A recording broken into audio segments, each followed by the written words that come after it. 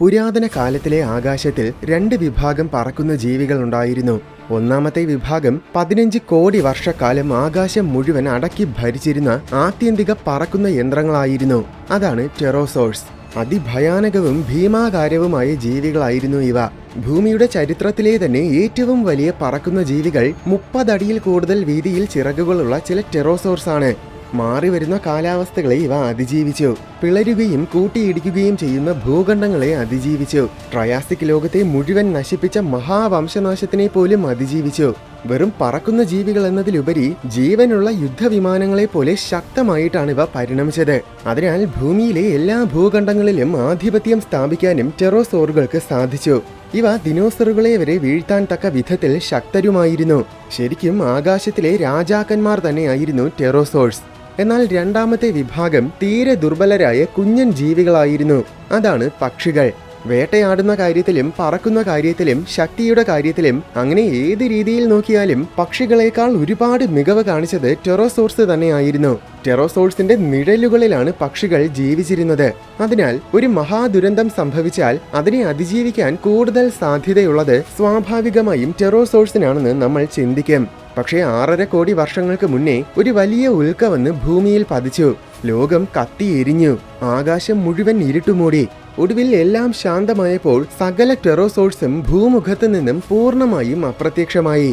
എന്നാൽ പക്ഷികളാണെങ്കിൽ അതിജീവിക്കുക മാത്രമല്ല, അവ പിന്നെ ആകാശത്തിന്റെ പുതിയ രാജാക്കന്മാരായി മാറുകയും ചെയ്തു.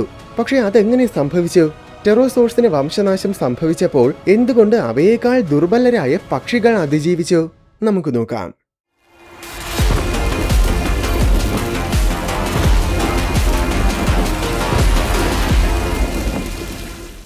ഏകദേശം 22 കോടി വർഷങ്ങൾക്ക് മുൻപാണ് ആദ്യമായി ടെറോസോഴ്സ് പ്രത്യക്ഷപ്പെടാൻ തുടങ്ങിയത്.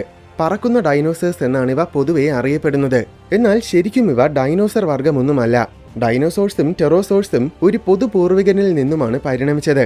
എന്തായാലും ടെറോസോഴ്സ് വളരെ വൈവിധ്യമാർന്ന രീതിയിൽ പരിണമിച്ചിരുന്നു. ചിലത് നമ്മുടെ ഉള്ളം കയ്യിൽ ഒതുങ്ങുന്ന അത്ര ചെറുതായിരുന്നു. എന്നാൽ ക്വെറ്റ്സാൽകോട്ലസ് പോലെയുള്ള ചിലതാണെങ്കിൽ ഒരു വിമാനത്തിന്റെ അത്ര വലിപ്പമുള്ള ബൃഹത്തായ ജീവികളുമായിരുന്നു. ഏകദേശം 16 കോടി വർഷങ്ങൾക്ക് മുൻപാണ് ആദ്യമായി പക്ഷികൾ രൂപം കൊള്ളാൻ തുടങ്ങിയത്. ചെറിയ തെറോപോഡ് ഡൈനോസേഴ്സിൽ നിന്നുമാണ് പക്ഷികൾ പരിണമിച്ചത്.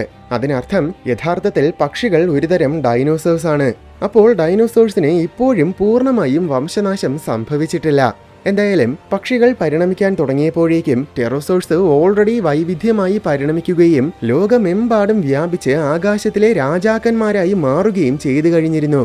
പറക്കുന്ന ജീവികൾക്ക് ലഭ്യമായ എല്ലാ ജോലികളും ഓൾറെഡി ടെറോസോഴ്സ് ഏറ്റെടുത്തിരുന്നു. സ്കാവെഞ്ചേഴ്സ്, അപ്പെക്സ് പ്രഡക്ടേഴ്സ്, മറൈൻ ഗ്ലൈഡേഴ്സ് അങ്ങനെ എല്ലാ രീതിയിലും പ്രവർത്തിക്കാൻ ലഭ്യമായ സകല ആവാസ വ്യവസ്ഥകളിലും ടെറോസോഴ്സ് ഉണ്ടായിരുന്നു. അതും പലതരം ടെറോസോഴ്സ് ഉണ്ടായിരുന്നു. അതുകൊണ്ട് തന്നെ ആദ്യമായി പരിണമിച്ച പക്ഷിവർഗങ്ങൾക്ക് വൈവിധ്യമായി മാറാൻ സാധിച്ചിരുന്നില്ല. വലിപ്പം വെച്ചു കഴിഞ്ഞാൽ ടെറോസോഴ്സുമായി മത്സരിക്കേണ്ടി വരും. അതിനാൽ അവ വലിപ്പം കുറഞ്ഞവയായി തന്നെ തുടരുകയും ചെയ്തു. ഒടുവിൽ ഏതാണ്ട് 6.5 കോടി വർഷങ്ങൾക്ക് മുന്നേ മൗണ്ട് എവറസ്റ്റിനേക്കാൾ വലിപ്പമുള്ള ഒരു ഭീമൻ ഉൽക്ക വന്ന് ഭൂമിയിൽ പതിച്ചു. അത് കാരണം ലോകം മുഴുവൻ ശക്തമായ ഭൂമി കുലുക്കങ്ങളും തീവ്രമായ അഗ്നിപർവ്വത വിസ്ഫോടനങ്ങളും ഭയാനകമായ സുനാമികളും ഉണ്ടായി. തൊട്ടു പിന്നാലെ ഉൽക്കാപതനത്തിന്റെ ആഘാതത്തിൽ ഉയർന്നു പൊങ്ങിയ പദാർത്ഥങ്ങൾ മുഴുവൻ തീമഴ പോലെ തിരിച്ച് ഭൂമിയിൽ തന്നെ വന്ന് പതിക്കുകയും ചെയ്തു. അത് കാരണം ലോകം മുഴുവൻ കാട്ടുതീ പടർന്നു പിടിച്ചു. എല്ലാത്തിനും പുറമെ പൊടിയും ചാരവും വാതകങ്ങളും ഒക്കെ കാരണം പിന്നെ പല ദശവർഷങ്ങളോളം കാലം വരെ ഭൂമിയിൽ ന്യൂക്ലിയർ വിന്റർ ആയിരുന്നു. അങ്ങനെ ഇതിന്റെ എല്ലാം അനന്തരഫലമായി ഭൂമിയിലെ സകല ആവാസ വ്യവസ്ഥകളും ഏകദേശം പൂർണ്ണമായും തകർന്നു. അത് കാരണം ഇന്നത്തെ വളർത്തുപൂച്ചകളെക്കാൾ വലിപ്പമുള്ള ജീവികൾക്ക് കരയിൽ ജീവിക്കാൻ പറ്റാതെയായി. യഥാർത്ഥത്തിൽ ഉൽക്കാപതനത്തിലൂടെ നേരിട്ട് നശിച്ചത് വളരെ ചെറിയൊരു ശതമാനം ജീവജാല വർഗ്ഗങ്ങൾ മാത്രമാണ്. എന്നാൽ ബഹുഭൂരിപക്ഷം വർഗ്ഗങ്ങളെയും നശിപ്പിച്ചത് ഉൽക്കാപതനത്തിന് ശേഷം അനന്തരഫലമായിട്ടുണ്ടായ ആവാസ വ്യവസ്ഥകളുടെ തകർച്ചയാണ്. ഈ തകർച്ച കാരണം ഉൽക്കാപതനത്തിന് ശേഷം കുറച്ചു കാലം കഴിഞ്ഞതും സസ്യജാലങ്ങളും ജീവിവർഗ്ഗങ്ങളും ഉൾപ്പെടെ അന്ന് ഭൂമിയിലുണ്ടായിരുന്ന 75% ജീവനും പൂർണ്ണമായും വംശനാശം സംഭവിച്ചു. അതിലൊന്നായിരുന്നു ടെറോസോഴ്സ്. എന്ന് കരുതി പക്ഷികളെ ഇത് ബാധിച്ചില്ല എന്നല്ല, പക്ഷികളെയും ഇത് കാര്യമായി തന്നെ ബാധിച്ചു. അന്നുണ്ടായിരുന്ന 90% കൂടുതൽ പക്ഷിവർഗങ്ങൾക്കും യഥാർത്ഥത്തിൽ ഇത് കാരണം വംശനാശം സംഭവിച്ചു. ബാക്കിയുള്ള വെറും 10% മാത്രമാണ് അതിജീവിച്ചത്. അതായത് പക്ഷികളും അന്ന് വംശനാശത്തിന്റെ വക്കിലെത്തിയിരുന്നു. എന്നാൽ പല കാരണങ്ങൾ കൊണ്ടും അവയ്ക്ക് പിന്നീട് വംശനാശത്തിന്റെ വക്കിൽ നിന്നും കരകയറാൻ പറ്റി. ഏറ്റവും വലിപ്പം കുറഞ്ഞ പക്ഷികളാണ് ഈ അതിജീവിച്ച 10% ഉണ്ടായിരുന്നത്. വലിപ്പം കുറവായതിനാൽ ഈ കുഞ്ഞൻ പക്ഷികൾക്ക് മണ്ണിനടിയിൽ കുഴിയെടുക്കാനും ചെറിയ ഗുഹകളിൽ ഒളിക്കാനും മരപ്പൊത്തുകളിൽ കൂടുകൂട്ടാനുമൊക്കെ സാധിച്ചു. അങ്ങനെ ലോകത്തിലെ തീവ്രമായ അവസ്ഥകളിൽ നിന്നും പക്ഷികൾക്ക് താരതമ്യേന സുരക്ഷിതമായി ജീവിക്കാൻ കഴിഞ്ഞു. എന്നാൽ വലിപ്പം കൂടിയ ടെറോസോഴ്സിന് അത് സാധിച്ചില്ല. അവയ്ക്ക് സുരക്ഷിതമായി ഒളിച്ചിരിക്കാനുള്ള സ്ഥലങ്ങൾ ഉണ്ടായിരുന്നില്ല.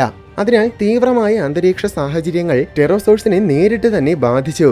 പക്ഷേ ചെറിയ പക്ഷിവർഗങ്ങൾ അതിജീവിച്ചതുപോലെ എന്തുകൊണ്ട് ചെറിയ ടെറോസോർ വർഗങ്ങൾ അതിജീവിച്ചില്ല? അതിന്റെ കാരണം അവസാന കാലഘട്ടങ്ങളിൽ യഥാർത്ഥത്തിൽ ചെറിയ ടെറോസോഴ്സ് ഒന്നും ഉണ്ടായിരുന്നില്ല. അതായത് പക്ഷികൾ പതിയെ പതിയെ ചെറിയ പറക്കുന്ന ജീവികളുടെ ജോലികൾ ഏറ്റെടുത്തുകൊണ്ടിരുന്നു. അപ്പോൾ അവയുമായി പിടിച്ചു നിൽക്കാൻ ചെറിയ ടെറോസോർ വർഗങ്ങളെല്ലാം കാലക്രമേണ വലിപ്പം വയ്ക്കാൻ തുടങ്ങി. അനന്തരഫലമായി അവസാന കാലഘട്ടം എത്തിയപ്പോഴേക്കും ടെറോസോർ വിഭാഗത്തിൽ ഏറ്റവും കൂടുതൽ ഉണ്ടായിരുന്നത് ഭീമൻ ടെറോസോർ വർഗങ്ങളായിരുന്നു. അതുമാത്രമല്ല, അവസാന കാലഘട്ടത്തിലെ ഏറ്റവും ചെറിയ ടെറോസോർ വർഗങ്ങൾ പോലും 5 അടിയിൽ കൂടുതൽ വിങ് സ്പാൻ ഉള്ള വലിയ ജീവികളായി മാറിയിരുന്നു. അതിനാൽ അന്നത്തെ ഏറ്റവും വലിയ പക്ഷികളുടെ അത്ര വലിപ്പം അന്നത്തെ ഏറ്റവും ചെറിയ ടെറോസോഴ്സിനുണ്ടായിരുന്നു.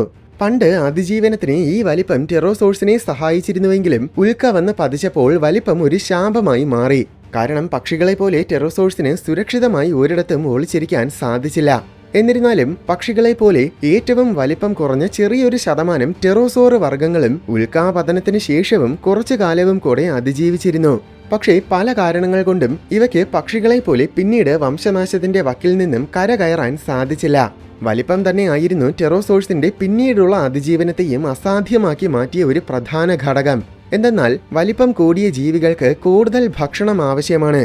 എന്നാൽ ഭക്ഷണത്തിന്റെ ദൗർലഭ്യത തീവ്രമായിരുന്ന ഈ സാഹചര്യത്തിൽ ടെറോസോഴ്സിന് അതിജീവിക്കാനുള്ള ഭക്ഷണം ലഭിക്കാതെയായി. അതേസമയം പക്ഷികൾക്ക് അതിജീവിക്കാനാണെങ്കിൽ ലഭ്യമായ വളരെ ചെറിയ തോതിലുള്ള ആഹാരം തന്നെ മതിയായിരുന്നു. വലിപ്പത്തിന് പുറമെ വൈവിധ്യതയും ഒരു വലിയ പ്രശ്നമായിരുന്നു. അവസാന കാലഘട്ടം എത്തിയപ്പോഴേക്കും പക്ഷികൾ ഒരുപാട് വൈവിധ്യമായി പരിണമിച്ചിരുന്നു. ഫോസിൽ രേഖകൾ വെച്ച് നോക്കുമ്പോൾ ടെറോസോഴ്സിൽ ഉണ്ടായിരുന്നതിന്റെ ഇരട്ടിയിൽ കൂടുതൽ വർഗങ്ങൾ അന്ന് പക്ഷികളിലുണ്ടായിരുന്നു. കൂടുതൽ വർഗങ്ങൾ ഉണ്ടായിരുന്നതിനാൽ ഏത് ആവാസ വ്യവസ്ഥയിലും അതിജീവിക്കാൻ തക്ക വിധത്തിൽ പക്ഷികൾ വൈവിധ്യമായി പരിണമിച്ചു. അതുകൊണ്ട് ഉൽക്കാപതനത്തിന് ശേഷമുള്ള തീവ്രമായ അവസ്ഥകളെ പക്ഷികൾക്ക് കൂടുതൽ കാര്യക്ഷമതയോടെ കൈകാര്യം ചെയ്യാൻ സാധിച്ചു. ഉദാഹരണത്തിന് നേരത്തെ പറഞ്ഞ കാട്ടുതീയും മറ്റുമൊക്കെ കാരണം ലോകമെമ്പാടും മാരകമായ ഡീഫോറസ്റ്റേഷൻ സംഭവിച്ചു. അതായത് മരങ്ങളൊക്കെ നശിച്ചുപോയി. അത് മരങ്ങളെ ആശ്രയിച്ച് ജീവിച്ചിരുന്ന സകല ജീവി വർഗങ്ങളെയും കാര്യമായി ബാധിച്ചു. പക്ഷികളെയും അത് ബാധിച്ചു. പക്ഷികൾ വൈവിധ്യമായി പരിണമിക്കാതിരുന്നെങ്കിൽ, അവ മരങ്ങളെ മാത്രം ആശ്രയിക്കുന്നവരായിരുന്നെങ്കിൽ ടെറോസോഴ്സിനൊപ്പം ഒരുപക്ഷെ പക്ഷികൾക്കും വംശനാശം സംഭവിച്ചേനെ എന്നല്ല, യഥാർത്ഥത്തിൽ അങ്ങനെയുള്ള പക്ഷിവർഗങ്ങൾക്കെല്ലാം അന്ന് പൂർണ്ണമായും വംശനാശം സംഭവിച്ചു. എന്നാൽ മരങ്ങളെ ആശ്രയിക്കാതെ പൂർണ്ണമായും നിലത്ത് ജീവിക്കുന്ന പക്ഷിവർഗങ്ങളും അന്നുണ്ടായിരുന്നു. അതുകൊണ്ട് അവയ്ക്ക് അതിജീവിക്കാൻ പറ്റി. അതേസമയം വൈവിധ്യത കുറവായിരുന്ന ടെറോസോഴ്സിന് ആവാസ വ്യവസ്ഥകളിലെ പെട്ടെന്നുള്ള തീവ്രമായ മാറ്റങ്ങളെ കാര്യക്ഷമതയോടെ കൈകാര്യം ചെയ്യാൻ സാധിച്ചില്ല. പക്ഷികളുടെ അതിജീവനത്തിന്റെ മറ്റൊരു പ്രധാന ഘടകമായിരുന്നു വിത്തുകൾ. സംഭവം ഉൽക്കാപതനത്തിന് ശേഷം സകല ആഹാര സ്രോതസ്സുകളും അപ്രത്യക്ഷമായപ്പോൾ ഒരേ ഒരു തരം ആഹാരം മാത്രം ധാരാളമുണ്ടായിരുന്നു. അതാണ് വിത്തുകൾ. അതിതീവ്രമായ അവസ്ഥകളെ പോലും അതിജീവിക്കാൻ കഴിയുന്ന വിധത്തിലാണ് സസ്യജാലങ്ങൾ അവയുടെ വിത്തുകളെ ഡിസൈൻ ചെയ്തിട്ടുള്ളത്. അതിനാൽ ഉൽക്കാപതനത്തിന് ശേഷമുള്ള മാരകമായ അവസ്ഥകളിൽ പോലും വിത്തുകൾ പല വർഷങ്ങളോളം കാലം വരെ ഭക്ഷ്യയോഗ്യമായി തന്നെ തുടർന്നു. നിർഭാഗ്യവശാൽ ടെറോസോഴ്സിന് ഈ വിത്തുകളെ ആഹാരമാക്കാൻ സാധിച്ചില്ല. അവയുടെ ചുണ്ടുകളും പല്ലുകളും ഇറച്ചി വലിച്ചു കീറാനും ചവയ്ക്കാനുമൊക്കെയുള്ള രീതിയിലാണ് പരിണമിച്ചിരിക്കുന്നത്. അതുകൊണ്ട് വിത്തുകളെ കടിച്ചുടയ്ക്കാൻ ഇവയ്ക്ക് അത്ര എളുപ്പമായിരുന്നില്ല. എന്നാൽ പക്ഷികൾക്ക് വളരെ ശക്തമായ ചുണ്ടുകൾ ഉള്ളത് കാരണം ഈ വിത്തുകളെ എളുപ്പത്തിൽ ഉടച്ചു തിന്നാൻ പറ്റി. മറ്റൊരു പ്രധാനപ്പെട്ട കാര്യം, പക്ഷികൾ ജനറലിസ്റ്റുകളായിരുന്നു. എന്നുവെച്ചാൽ കൃത്യമായും ഒരു പ്രത്യേകതരം ആഹാര സ്രോതസ് തന്നെ വേണമെന്നില്ല. പ്രാണികൾ, വിത്തുകൾ, മീൻവർഗ്ഗങ്ങൾ, പഴവർഗ്ഗങ്ങൾ, പുഴുക്കൾ, അങ്ങനെ കണ്ണിൽ കാണുന്ന ഒട്ടുമിക്കതിനെയും പക്ഷികൾ ആഹാരമാക്കിയിരുന്നു. അവയുടെ ചുണ്ടുകൾ പരിണമിച്ചിരിക്കുന്നതും ഏത് ആഹാര സ്രോതസ്സും കഴിക്കാൻ പറ്റുന്ന രീതിയിലാണ്. ഈ ചുണ്ടുകൾ ഉപയോഗിച്ച് വിത്തുകൾ ഉടയ്ക്കാം, മീൻ പിടിക്കാം, ഇറച്ചി വലിച്ചു കീറാം, കൊത്തി നുറുക്കാം, അങ്ങനെ പല കാര്യങ്ങളും വളരെ എഫിഷ്യന്റ് ആയിട്ട് തന്നെ ചെയ്യാൻ പറ്റും. ശരിക്കും ഒരു മൾട്ടി പർപ്പസ് ആയുധം തന്നെയാണിത്. ആഹാരത്തിന്റെ ദൗർലഭ്യത ഉള്ളപ്പോൾ ഈ ഒരു ആയുധവും ഇവയുടെ ഭക്ഷണ രീതികളും അതിജീവനത്തിന് വളരെ പ്രധാനപ്പെട്ടതായി മാറി. എന്നാൽ ടെറോസോഴ്സ് നേരെ വിപരീതമായിരുന്നു. അവ സ്പെഷ്യലിസ്റ്റുകളാണ്. എന്നുവെച്ചാൽ ആകെ ഒരേ ഒരു ആഹാര സ്രോതസ്സിനെയാണ് പക്ഷികൾ പ്രധാനമായും ആശ്രയിച്ചിരുന്നത്. അത് ഇറച്ചിയായിരുന്നു. ടെറോസോഴ്സിന് ഒഴിച്ചുകൂടാൻ പറ്റാത്ത ആഹാരമാണ് ഇറച്ചി. അവയുടെ ചുണ്ടുകൾ പരിണമിച്ചിരിക്കുന്നതും പ്രധാനമായും ഇറച്ചി വലിച്ചു കീറാൻ മാത്രം പറ്റുന്ന രീതിയിലാണ്. എന്നാൽ ഉൽക്കാപതനം കാരണം ഇരകളൊക്കെ നശിച്ചപ്പോൾ ടെറോസോഴ്സിന് മറ്റൊരു ആഹാര സ്രോതസ് കണ്ടെത്താൻ പറ്റാതെയായി. അതും ടെറോസോഴ്സിന് ഒരു ശാപമായി മാറി. ഇവയുടെ പ്രത്യുൽപാദന രീതികളായിരുന്നു മറ്റൊരു വലിയ പ്രശ്നം. ടെറോസോഴ്സിന്റെ മുട്ടകൾ വളരെ സോഫ്റ്റായ പുറംതോട് കൊണ്ടാണ് നിർമ്മിതമായിരുന്നത്. ഉൽക്കാപതനത്തിന് ശേഷമുള്ള തീവ്രമായ ആവാസ വ്യവസ്ഥകളിൽ ഈ മുട്ടകൾ വിരിയുന്നതിന് മുൻപ് തന്നെ നശിക്കാൻ തുടങ്ങി. എന്നാൽ പക്ഷികളുടെ മുട്ടകൾ വളരെ ശക്തമായ പുറംതോട് കൊണ്ടാണ് നിർമ്മിതമായിരുന്നത്. അതുപോലെ പക്ഷികളുടെ മുട്ടകൾ വിരിയാൻ വളരെ കുറച്ച് നാളുകൾ മതി. എന്നാൽ ടെറോസോഴ്സിന്റെ മുട്ടകൾ വിരിയാൻ ഒരുപാട് മാസങ്ങൾ വേണം. അത് മുട്ടകളുടെ അതിജീവനത്തെ കൂടുതൽ പ്രയാസകരമാക്കി മാറ്റി. പക്ഷികളുടെ മുട്ട വിരിഞ്ഞ് പുറത്തു വരുന്ന കുഞ്ഞുങ്ങളെ അവയുടെ പാരന്റ്സ് തന്നെ പരിചരിക്കും. എന്നാൽ ഒട്ടുമിക്ക ടെറോസോർ വർഗ്ഗങ്ങളും അവയുടെ കുഞ്ഞുങ്ങളെ പരിചരിക്കാറില്ല. അതിന്റെ ആവശ്യവും ഉണ്ടായിരുന്നില്ല എന്നതാണ് യാഥാർത്ഥ്യം. എന്തെന്നാൽ ടെറോസോഴ്സിന്റെ കുഞ്ഞുങ്ങൾ ജനിക്കുമ്പോൾ തന്നെ സ്വന്തമായി പരിചരിക്കാനും വേട്ടയാടാനുമൊക്കെ കഴിയുന്ന രീതിയിൽ വളർന്നിട്ടുണ്ടാകും. പക്ഷെ ഇതിലെ പ്രശ്നം എന്നത് ഈ ടെറോസോർ കുഞ്ഞുങ്ങൾ വേട്ടയാടുന്ന ഇരകളെയാണ് പക്ഷിവർഗ്ഗങ്ങൾ വേട്ടയാടുന്നത്. കാരണം ഇവ രണ്ടും ചെറിയ പറക്കുന്ന ജീവികൾ എന്ന വിഭാഗത്തിൽ പെടുന്നവയാണ്. അപ്പോൾ അവയുടെ ആഹാര സ്രോതസ്സുകളും സമാനമായിരിക്കും. അതിനാൽ ഉൽക്കാപതനത്തിന് ശേഷം ഈ കുഞ്ഞുങ്ങൾക്ക് പക്ഷികളുമായി പിടിച്ചു നിൽക്കാൻ സാധിച്ചില്ല. അപ്പോൾ ടെറോസോഴ്സിന്റെ എല്ലാ ജനറേഷൻസിനെയും ഉൽക്കാപതനം ഒരേപോലെ കാര്യമായി ബാധിച്ചു. എന്നാൽ പക്ഷികളിൽ എല്ലാ ജനറേഷൻസിനെയും ഇങ്ങനെ ബാധിച്ചില്ല. പക്ഷികളുടെ കുഞ്ഞുങ്ങൾ താരതമ്യേന കൂടുതൽ സുരക്ഷിതമായിരുന്നു. ഇതിനെല്ലാത്തിനുമുപരി പക്ഷികൾക്ക് അവയുടെ അതിജീവനത്തിന് സഹായകരമായ ഒരു വലിയ ആയുധമുണ്ടായിരുന്നു. അതാണ് ഇന്റലിജൻസ്. മനുഷ്യൻ കഴിഞ്ഞാൽ പിന്നെ ഏറ്റവും ഇന്റലിജന്റ് ആയ ജീവിവർഗമായിട്ട് കൂടുതൽ പേരും പരിഗണിക്കുന്നത് പക്ഷികളെയാണ്. ചില പക്ഷികൾക്ക് ഉപകരണങ്ങൾ നിർമ്മിക്കാൻ പോലും അറിയാം. ഈ ഉയർന്ന ബുദ്ധിശക്തി ഉൽക്കാപതനത്തിന് ശേഷമുള്ള മാരകമായ ആവാസ വ്യവസ്ഥകളിൽ അതിജീവിക്കാൻ തീർച്ചയായും പക്ഷികളെ സഹായിച്ചിട്ടുണ്ടാകും. ടെറോസോഴ്സിന്റെ ഇന്റലിജൻസ് എത്രത്തോളം ആയിരുന്നു എന്ന് നമുക്ക് കൃത്യമായിട്ട് അറിയില്ല. എന്നിരുന്നാലും ഫോസിൽ എവിഡൻസ് വെച്ച് നോക്കുമ്പോൾ അവ പക്ഷികളുടെ അത്ര ഇന്റലിജന്റ് ആയിരുന്നില്ല എന്നാണ് മനസ്സിലാക്കാൻ സാധിക്കുന്നത്. അപ്പോൾ ഇന്റലിജൻസും ഒരുപക്ഷെ ടെറോസോഴ്സിന്റെ വശത്തായിരുന്നിരിക്കില്ല. അപ്പോൾ പക്ഷികളേക്കാൾ ഒരുപാട് മികച്ചവരായിരുന്നിട്ടും ഉൽക്കാപതനത്തിൽ എന്തുകൊണ്ടാണ് ടെറോസോഴ്സ് നശിച്ചു പോയത്? എന്തുകൊണ്ടാണ് പക്ഷികൾ മാത്രം അതിജീവിച്ചത്? ഏറ്റവും നിസ്സാരമായിട്ട് പറഞ്ഞാൽ പക്ഷികൾക്ക് വലിപ്പം കുറവായിരുന്നു. അതിനാൽ അവയ്ക്ക് ആഹാരവും കുറച്ചു മതി. പക്ഷികൾ ഏത് തരത്തിലുള്ള ആവാസ വ്യവസ്ഥകളിലും ജീവിക്കും. പക്ഷികൾക്ക് ഏത് ആഹാര സ്രോതസ് വേണമെങ്കിലും ഉപയോഗിക്കാനും പറ്റും. പക്ഷികളുടെ പ്രത്യുൽപാദന രീതികളും ഒരുപാട് എഫിഷ്യന്റ് ആയിരുന്നു. ഇതെല്ലാം പക്ഷികളുടെ അതിജീവനത്തിനും ടെറോസോഴ്സിന്റെ വംശനാശത്തിനും കാരണമായി. ഇനി അടുത്ത തവണ ഏതെങ്കിലും പക്ഷിയെ കാണുമ്പോൾ നിങ്ങളൊരു കാര്യം ഓർക്കണം.